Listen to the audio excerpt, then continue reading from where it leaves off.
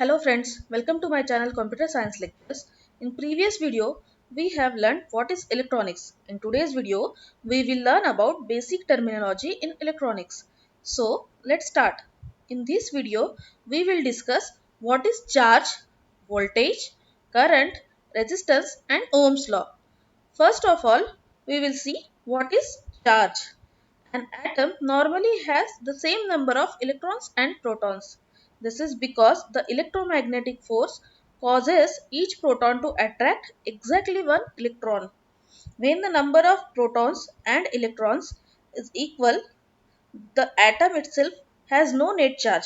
It is then said to be neutral. However, it is possible for an atom to pick up an extra electron. When it does, the atom has a net negative charge.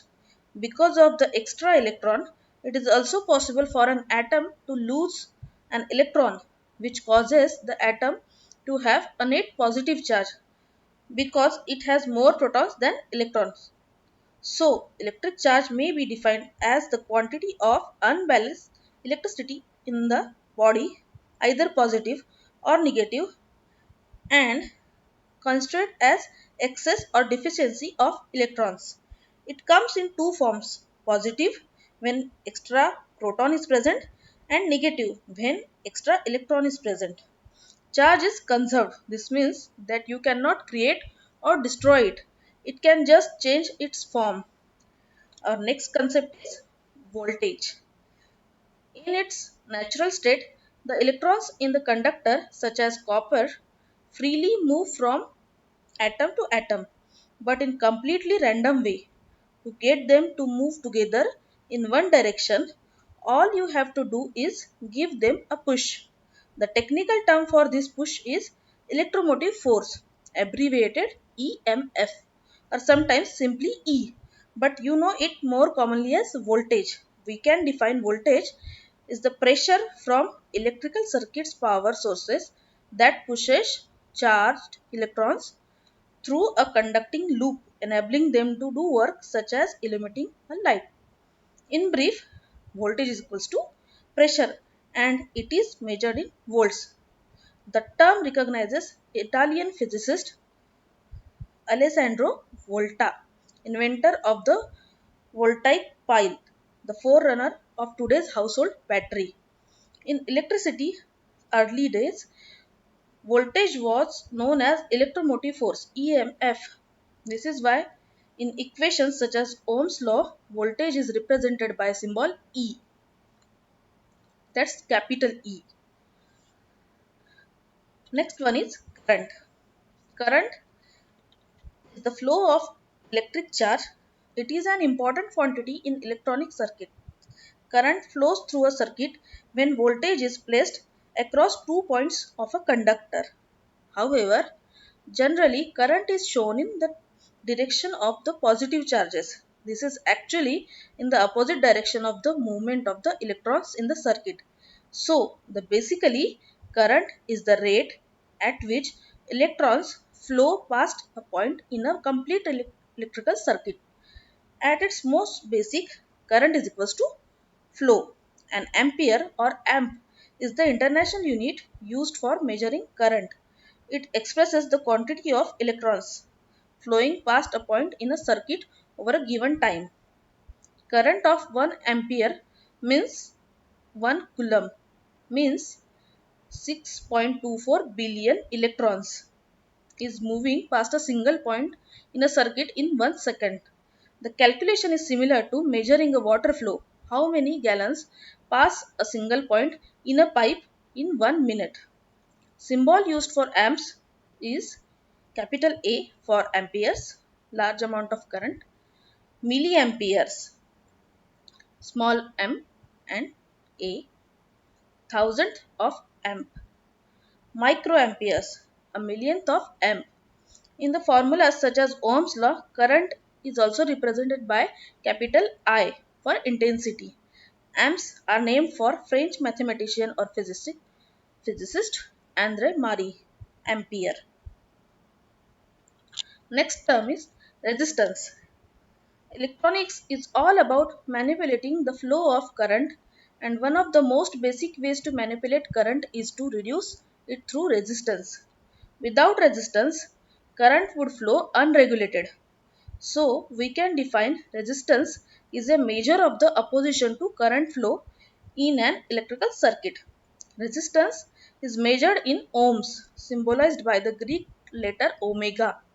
Ohms are named after Georg Simon Ohm, a German physicist who studied the relationship between voltage, current, and resistance. He is credited for formulating Ohm's law. All materials resist current flow to some degree. They fall into one of two broad categories. First category is conductors, materials that offers very little resistance, where electrons can move easily. Examples: silver, copper, gold, and aluminium. And another one is insulators, materials that present high resistance and restrict the flow of electrons. Examples: rubber, paper, glass, wood, and plastic. Now I am taking a simple example to clear the concept of voltage, current, resistance, and its correlation. When describing voltage, current, and resistance, we will take example of a water tank. In this example, charge is represented by water amount, voltage is represented by water pressure, and current is represented by the water flow. Take a first image from left side. Consider a water tank at a certain height above the ground. At the bottom of this tank there is a hose. The pressure at the end of hose can represent voltage. The water in the tank represents charge. The more water in the tank, the higher the charge, the more pressure is measured at the end of hose. We can think of this tank as a battery, a place where we store a certain amount of energy and then release it. If we drain our tank a certain amount, the pressure created at the end of the hose goes down. We can think of this as decreasing voltage, like when a flashlight gets dimmer as the batteries run down. There is also decrease in the amount of water that will flow through the hose. Less pressure means less water is flowing, which brings us to current. Now check the second image. We can think of amount of water flowing through the hose from the tank as a current. The higher the pressure, higher the flow, and vice versa. With water, we would measure the volume of the water flowing through hose over a certain period of time. With electricity, we measure the amount of charge flowing through the circuit over a period of time. Current is measured in amperes. Let's say now we have two tanks, each with hose coming from the bottom. Each tank has the exact same amount of water, but the hose on one tank is narrower than the hose on other. We measure the same amount of pressure at the end of either hose, but when the water begins to flow, the flow rate of the water in the tank with the narrower hose will be less than the flow rate of water in the tank with the wider hose. In electrical terms, the current through the narrow hose is less than the current through the wider hose. If we want flow to be same through both hoses, we have to increase the amount of water charge in the tank with the narrower hose. This increases the pressure voltage at the end of narrower hose, pushing more water through the tank. This is analogous to increase the voltage that causes an increase in current. Now we are starting to see the relationship between voltage and current. But there is third factor to be considered here, the width of the hose. In this analogy, the width of the hose is the resistance. It stands to reason that we can't fit as much volume through a narrow pipe than a wider one at the same pressure. This is resistance. The narrow pipe resists the flow of water through it even though the water is at the same pressure at, as the tank with the wider pipe. In electrical terms, this is represented by two circuits with equal voltages and different resistances. The circuit with higher resistance will allow less charge to flow, meaning the circuit with higher resistance has less current flowing through it. This brings us to concept of ohms. Ohms defines the unit of resistance 1 ohm as the resistance between 2 points in a conductor where application of 1 volt will push 1 ampere. This value is usually represented in schematics with Greek letter omega, which is called ohm. Now we will see what exactly is Ohm's law. Ohm's law describes the way current flows through material when different levels of voltage are applied. Some materials are electrical wires present little resistance to current flow, and this type of material is called a conductor. Ohm's law is the formula used to calculate the relationship between voltage, current and resistance in an electrical circuit. The formula is capital E is equals to capital I into capital R. When spelled out, it means voltage is equals to current into resistance, or volts is equals to amps into ohms. Let's say, for example, that we have a circuit with potential of 1 volt, a current of 1 ampere and resistance of 1 ohm. Using Ohm's law, we can say 1 volt is equals to 1 ampere multiplied by 1 ohm. This law is named after German physicist George Ohm.